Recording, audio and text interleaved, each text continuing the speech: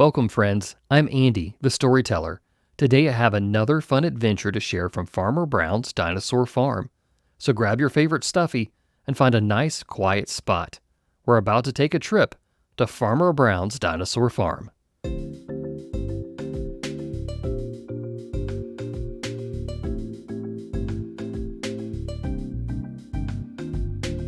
It was a hot summer day on Farmer Brown's Dinosaur Farm. The sun was beating down, the stegosauruses stayed in the shade, and the thunder of a helicopter could be heard coming over the mountain. Farmer Brown held onto his hat as a large firefighting helicopter hovered over his pond. Rover the dog barked as the helicopter lowered a large scoop into the pond. Firefighting helicopters are used to put out forest fires where the fire trucks can't go. They are very helpful in putting out fires in the woods around Farmer Brown's farm. The firefighters have been using Farmer Brown's pond for years, but this time, something was different. Standing next to Farmer Brown was the fire chief. The fire chief looked at Farmer Brown and gave the command, "Send in the Firebird."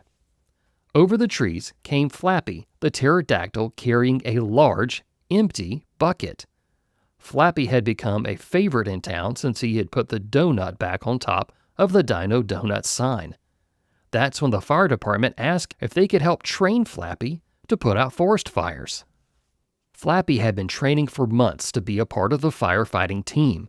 So far, his training was going well. Flappy would swoop down holding a large bucket and fill it as he glided over the top of the pond. Then he would flap his wings really hard and carry the bucket to where the smoke was. Flappy could get from the pond to the fire and back quicker than a helicopter, and because he was smaller than the helicopter, he could go into places that the helicopter couldn't reach. Flappy was providing a very important service to the people of the community. So far, Flappy had only done training missions. There had not been any real fires for him to put out yet. Flappy enjoyed being a part of the firefighting team and for the attention he got for doing a good job. A few days had gone by since Flappy's last training mission, and he was feeling kind of bored. So he decided to go fly his own mission to see if he could find a fire and put it out. Farmer Brown noticed that the large fire bucket was missing on the farm. He looked to the sky to see Flappy flying away from the pond with a full bucket of water. No one had told Farmer Brown to send Flappy, so he was very confused as to what was going on. A few miles away, a scout troop was setting up camp for the night. They were going to spend the night in the woods to earn some merit badges. One of the merit badges they needed to earn was starting a fire. Under the careful supervision of the scoutmasters, the scouts had made a bonfire that was very large, and they were going to cook food on that fire. Just as they broke out the hot dogs for dinner, they were surprised to see a massive amount of water fall out of the sky and onto their bonfire. All of the scouts were soaking wet and very confused. A little while later, there was a knock at Farmer Brown's door. It was the fire chief and a very wet scoutmaster. They told Farmer Brown what happened and that Flappy had done a mission that he was not supposed to do. A few weeks later, it was the 4th of July, and everyone was looking forward to a fireworks display from the town. Farmer and Mrs. Brown drove into town to go have fun and enjoy the fireworks. Right after the sun set, the first few fireworks popped off, and everyone clapped and cheered. After the fireworks had been going off for a few minutes, Farmer Brown noticed a familiar shape in the sky. It was Flappy, holding a bucket of water, headed right towards the fireworks. Farmer Brown jumped up and ran towards the fireworks station to try to warn everyone that Flappy was coming with a bucket of water, but it was too late. As Farmer Brown reached the firework technicians, they were all completely doused with cold water from the pond. Farmer Brown stood soaking wet next to all of the fireworks that were now unusable. The fire chief approached Farmer Brown and they both talked about what they could do to solve this problem. They couldn't let Flappy have access to the bucket to put out fires on his own. It was clear that Flappy could not tell the difference between fireworks and a real emergency. It was then that the fire chief and Farmer Brown decided that they needed to hide Flappy's bucket and only pull it out in the event of a real emergency. This would keep the scouts and fireworks from getting wet. A few more weeks had gone by with no problems from Flappy. One night, a big thunderstorm was roaming through the county. It brought thunder and lightning, but no rain. There were just loud claps of thunder followed by bright flashes of light in the night sky. That's when a bolt of lightning struck a tree in the middle of the forest, not far from the farm. The tree started to burn. Farmer Brown was working on a fence near the Tyrannosaurus pen when Flappy landed near him on the road. He could tell that Flappy was very upset about something. Farmer Brown tried to calm Flappy down, but Flappy just flew to the top of the barn and stared at Farmer Brown. Flappy knew that his firefighting bucket was kept inside the barn. Farmer Brown was very confused because he didn't smell the smoke like Flappy did. A few minutes later, a pickup truck with a fire chief came flying up the dirt road on the farm. The fire chief jumped out and told Farmer Brown that a small forest fire had started not far from where they were. Because of the thunderstorm that was coming in, they couldn't send the helicopter up because the winds were too dangerous.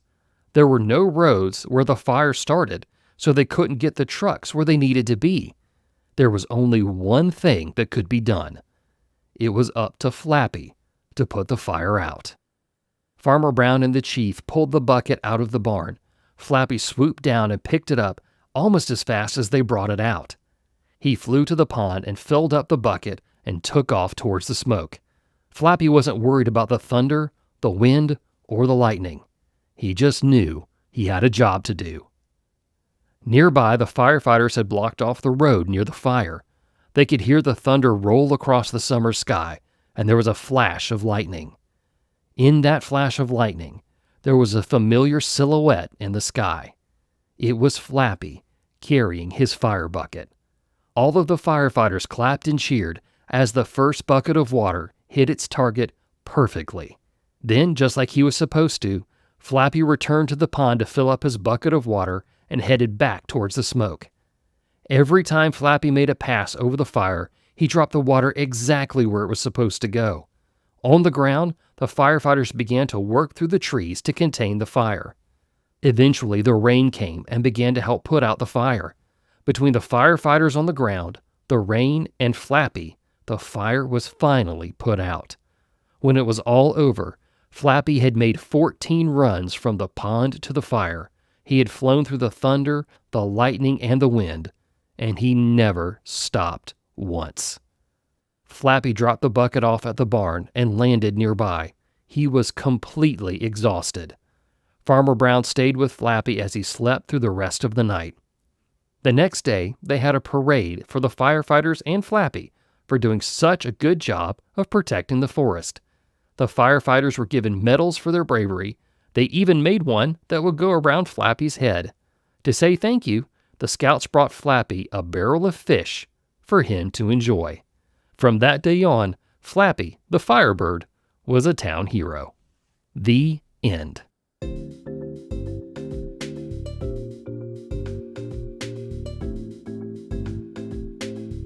I hope you enjoyed this story. Here are some dinosaur facts. Scientists who studied dinosaurs are called paleontologists. Paleontologists specialize in understanding the history of life on Earth through the examination of fossils, including those of dinosaurs. These scientists conduct fieldwork to dig up fossils. They analyze the physical and biological characteristics of these ancient creatures and use various scientific methods to understand their behavior, evolution, and the environments in which they lived. Subscribe to Farmer Brown's Dinosaur Farm on YouTube so you don't miss a new story. We'd love to know what you think of our show.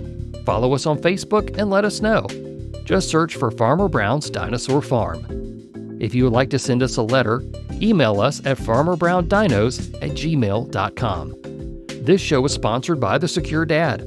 Parents can learn new ways to live safer, happier lives at thesecuredad.com.